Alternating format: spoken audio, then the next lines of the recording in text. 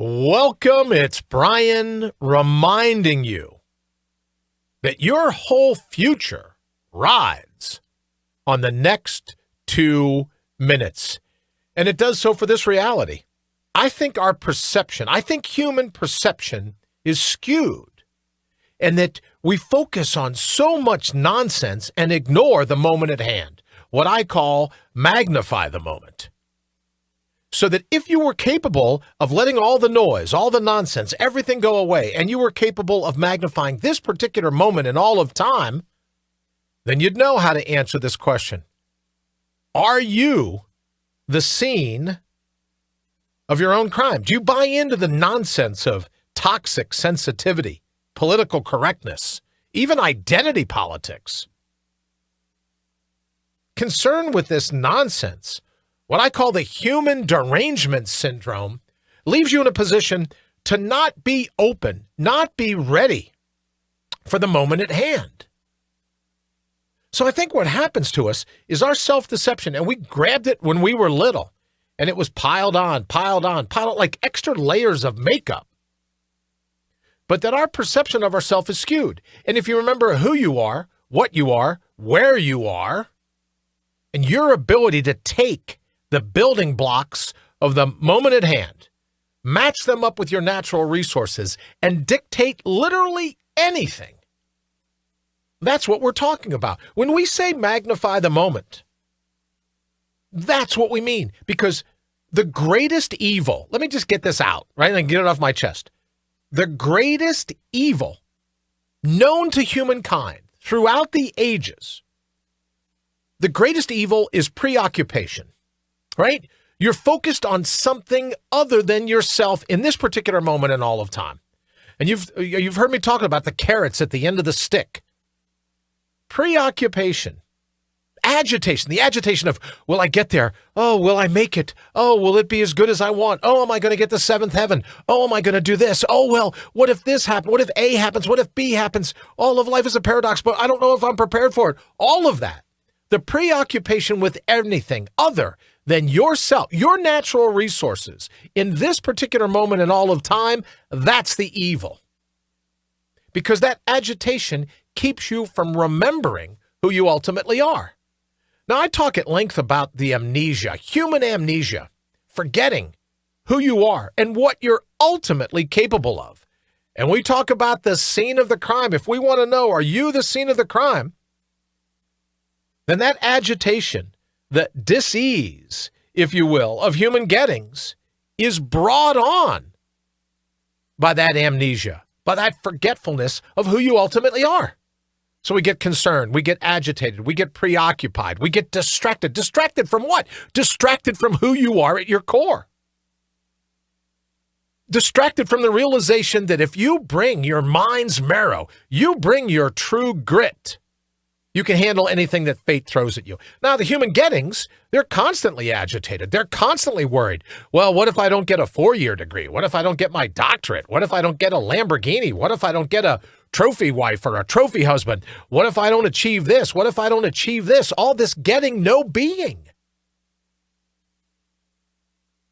But suppose for a second you're here, capable of doing anything that your head and your heart congruently, that you set your focus on, your attention on, believing that in this particular moment of all time, the fingerprints of providence, look, if you commit to the moment commits to you. I've been saying it for 35 years. The key is to remember who you are, where you are. Labyrinth of life, garden of the mortals. Heard me say it 1,000 times. If you remember who you are, where you are, what you're ultimately capable of. So let's talk about your mind's marrow. Your mind's marrow, it realizes that fear is a predator. It also realizes that agitation is a predator. That you are the scene of your own crime. Because you've forgotten who you ultimately are. And when we talk about mortal up, we talk about the ability to use your breath, use your vision, use your memory, your recollection of who you ultimately are. That's all we ever kick around in terms of what mortal up means to an individual mind. Don't be preoccupied with anything outside of the moment, because that's what fate is counting on. That's the powers that be, whatever it is. That's what they're counting on. And being outside of this moment allows you to forget who you ultimately are. Not all the baggage, not what you believe yourself to be. And as I said before, this whole sense of amnesia, all this nonsense, political correctness, toxic sensitivity, political idea, you idolize yourself based on your political belief. Identity politics, I guess, would be a better way, a shorter way of putting it. But all this nonsense keeps you from looking in the mirror and allowing the mirror, standing there long enough for the mirror to look back at you. Are you proud of who you've become? Or are you leaving some of your natural resources on the sideline? Are you leaving some of your mind's marrow on the sideline? Are you taking crap from fate and the people around you because you know you could do better? That's the amnesia we're talking about. We've forgotten that you get to run the table of life. You get to work the red carpet. You're the rock star in this life. You're the collapse of the wave function.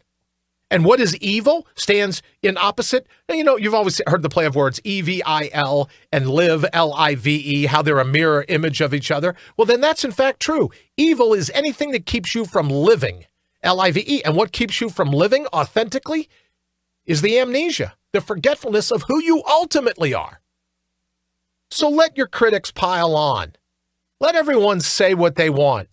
Again, we go back to sticks and stones may break my bones, but names will never hurt me. Well, let's not forget that. Let all the critics, everyone that has an opinion, their opinion isn't yours. What are you here to do? How will you rally your resources to the moment at hand? What will you do with that? And when you remember, that's when I believe the moment remembers you. And when the moment remembers you, you have the ability to truly mortal up. Because everything you've ever needed, you've always had.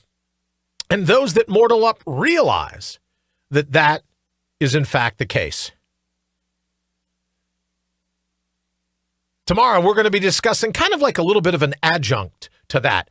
And what I mean by your time is running out and why that's so important. Because if we are the scene of the crime, you and I have a chance. We have a limited amount of time left to be able to make that change. And we're going to be going over that tomorrow. Also, before we end tonight, I want to say a quick hello and happy birthday and thank you to my good friend and business partner, Henry Noel. And just thank him for everything. We wouldn't be in the position we're in if it weren't for his counsel and just all of it. So, Henry, thank you so very much. Have an absolutely fantastic birthday, brother. I wish you nothing but the best. All right, we're going to go ahead and get out of here. Don't forget, look up, stand up, bring your own bold and mortal up, because there's never been a better time for you to be who you truly are than right now, in this particular moment at all of time, which is all I say, which is why I always say this is the greatest time in the history of the world to be alive. Why? Because the challenges at hand spark you to mortal up. The challenges at hand are nothing more than the siren's call.